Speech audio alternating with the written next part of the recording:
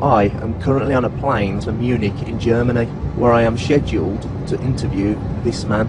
I find it very interesting that this sort of information is in the ancient scriptures of the Holy Quran, and I have no way of knowing where they would come from, but I think it is extremely interesting that they are there and that this work is going on to discover the meaning of some of the passages. Allegedly, he was asked, what do you think is the origin of the text in the Quran, to which he's supposed to have replied, well, I would think it must be the divine being.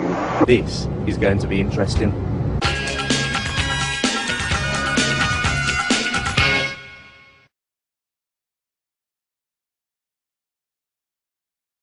Right, the first thing I'd like you to do, if you wouldn't mind, would be to tell the people watching what your name is, please. William W. Hay.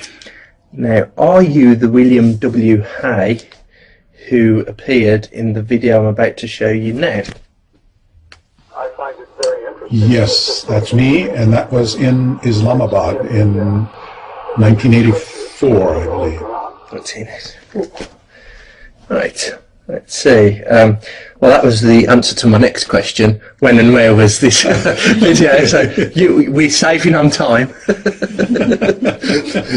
Right then, can you tell me what were you told was the purpose of this event? Well, there were two events. I met with Sheikh Zindani in Jeddah in, I believe it was 1983, and that was an invitation that had been extended because we had heard that the Saudis were trying to do things that would make it easier for scientists to pursue their research in the Arab countries without interference from the mullahs. Mm-hmm. And I was approached by the Geological Society of America to see whether I might be willing to participate in this. And I guess I was the first American to be chosen to go to Saudi Arabia. So I was a little concerned about what this was about because I don't know much about religion, and my specialties are in geology and marine geology and paleoceanography and paleoclimate. And but I was visited by two gentlemen, a Mr. Ahmed and a Mr. Mansour, who talked to me about visiting Sheikh Zindani, and I agreed to do it. I had understood that this was a program that was going to help to make it easier for scientists in the Muslim world to do their work. Right. Okay. Can you describe what happened upon your arrival? The first event was Jeddah, did you say? That's right. So could you describe what happened when you arrived at Jeddah? Well, I arrived at Jeddah and was taken to a hotel, the Meridian, and then for about 4 days, each day I would visit Sheikh Zindani, and we would have a discussion about different topics that he was interested in. Very, very pleasant man to talk to, and so on. And he felt that there were certain passages in the Quran that were not readily explained except in terms of modern science. Mm-hmm. So I was curious to learn about those, and we had good conversations. Mm-hmm. Toward the end, we settled on one topic that they wanted me to talk about, which was about internal waves in the ocean. Well, this is a pretty esoteric topic, and I was really curious as to how there could be anything in the Quran about it. But actually, there is knowledge of these that goes back a long, long way. The Vikings knew about them and so on. I was asking whether Muhammad had ever been to sea or had been talking to sailors, and I was assured that he had never even seen the sea and never talked to sailors, and he was illiterate and would not have had any knowledge about these sorts of things. So I said, well, you know, if there were no possibility that he had ever heard any of this or this or this or this, then I made the statement, well, then you could say it was information from a divine being. But that would require a lot of proof. You know, you would have to be sure that none of these other things had happened, and there didn't seem to be evidence that one could exclude them from having happened. So when you were saying, so I noticed the thing with the interview that's being distributed. You're saying that the information in the text presented to you was quite interesting, and that it's good that they're trying to work out the origins of this text. And then the video cuts immediately to a new scene where you say it must be from the divine being. Now, the accounts that I've got, there's one here which is a Quran which has got claims for scientific miracles in, and you're listed in the back, and it says for that part, and when he was asked about the source of the Quran, he replied, well, I would think it must be the divine being. So are you saying that that is a misrepresentation? That's a misrepresentation. Okay. There's no question about that. At the meeting, and now that was, I think those quotes are all, or the video is from the meeting in Islamabad, which was a year later, which was a larger conference. Mm-hmm. At the meeting in Jeddah, we had a final session. It was filmed out on a boat, and again, the sheikh went through his list of things, and I explained all the things that I thought might not be true. Yeah. That things that Muhammad might have known, and so on and so forth. And he said, but if we exclude all of those, then what is the conclusion? Well, then I said, well, then you conclude it could have come from a divine being. Yeah. What came after that isn't, of course, recorded, and that is I think I made a statement, but I don't think that's what happened. So effectively what he'd done was to say, look at this information, you'd presented lots of various ways that he could have known it through purely natural means, and he said, well, what if he'd never did this? What if this isn't true? What if this isn't true? Painted a purely hypothetical situation, right. And you said, well, under those conditions, it must have been from the divine being, but I don't think so. That's right. And then the middle was cut out, and then, of course, the fake question was presented. And I realized this had gone on for about 4 days, preparing me for this, and to get to the point where one would finally say those words that he wanted to hear. Mm-hmm. So he was a very clever person. Let's see. So that was the follow-up visit to Islamabad. You said to me earlier before we started recording that took place on a boat. This was in Jeddah. Jeddah was the boat. Yeah. Okay. Yeah. Now the conference in Islamabad, I think the video is from the conference in Islamabad. Mm-hmm. There were a number of people present. It was a meeting with several hundred people present, conducted in the Parliament building of Pakistan. Mm-hmm. And at one point we had a panel discussion. Yeah. And that's what the video is from. And what I emphasized there was that it's interesting that these things might be in a religious text, but I didn't know why they would be there. Mm-hmm. And the biggest problem with them is interpretation, because I think the sheikh was reading into them all sorts of modern interpretations which weren't necessarily original. Mm-hmm.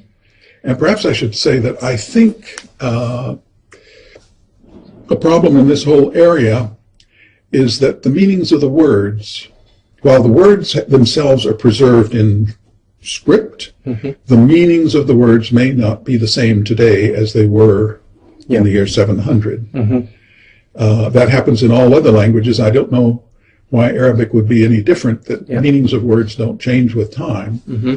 So I think that's probably the biggest problem in the whole thing, is that the words don't mean the way the sheikh is interpreting the words, which seems to be his unique way of interpreting the words, is not the same as what the original words meant. Mm-hmm. Of course, there's various exegesis on the Quran from different centuries where these miracles are never told. We're not had these miracles described to us in advance of the scientific discovery, but then when the scientific discovery is made, people look back and say, oh, look what the Quran clearly said all along. These most of them are things that I would think that if God wanted somebody to make a great revelation, these are not the things I would have expected. Yeah. Because they're all readily observed. What specifically was the one specific miracle claim that Zindani wanted you to look at? This was about internal waves in the ocean. Yeah.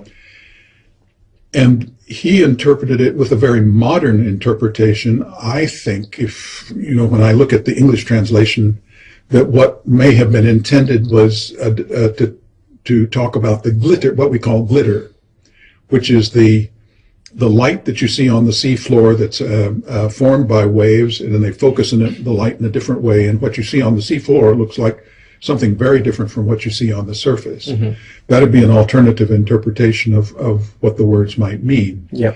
But I would think that anybody who had been to sea, and the Arabs had an enormous 1,000-year history of seamanship, would have had a lot of knowledge about these sorts of things. You gave an example to me earlier before we started filming about one place where two seas are meeting where people would have fished.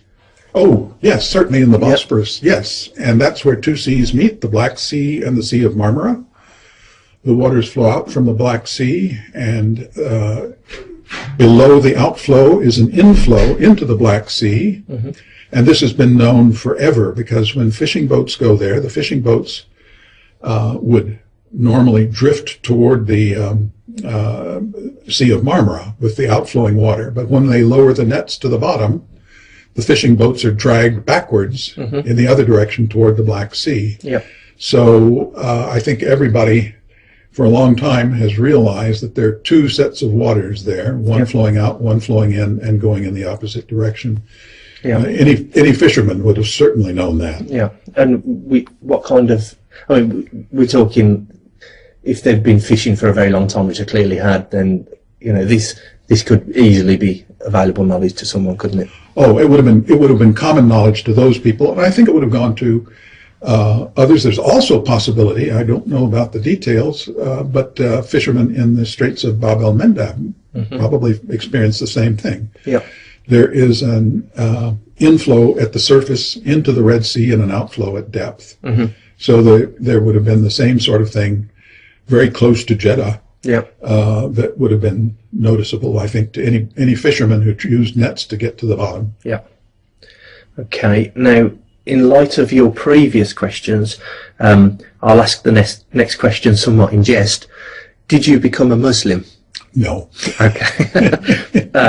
And the final questions are really just to clear up any accusations which I foresee coming my way when I make this video public.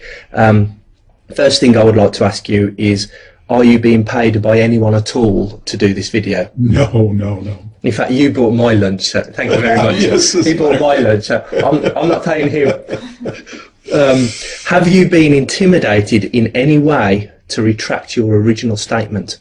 Not by me or anyone? No. No. Okay, no Freemasons, no, Zionist Jews? No. No one, okay. I'd like to ask you, what do you think was the real purpose of this event?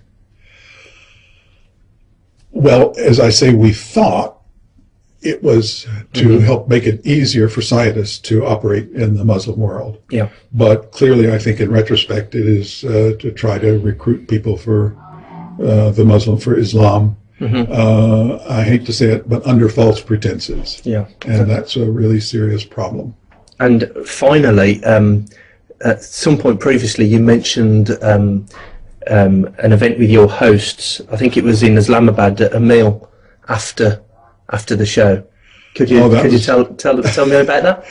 Yes. Well, we had a one of the meals after one of the evenings in the conference, one of the afternoons in the conference. We had an evening meal, and I was seated with a table. These were all the representatives from who were there, except for the Westerners, were religious figures in the Muslim world, and I was seated with one group. They all seemed to know each other, and Pete Palmer, who was with me, he asked the question, why are there no women here? And we were given the interesting answer that, well, women can't be here because women don't belong in this religious group. Women have no souls. And we were both rather stunned by that. Mm-hmm. And then, I guess in retrospect now, we realized that that was a table of Taliban. So it was a very, very interesting experience. And I know that's not necessarily a very widely held view in the Muslim world, especially by women. Yeah. But that was what we were told. Right. Lovely. Thank you very much for doing this interview. Thank you. Thank you, Bill. I thank you very much. Thanks.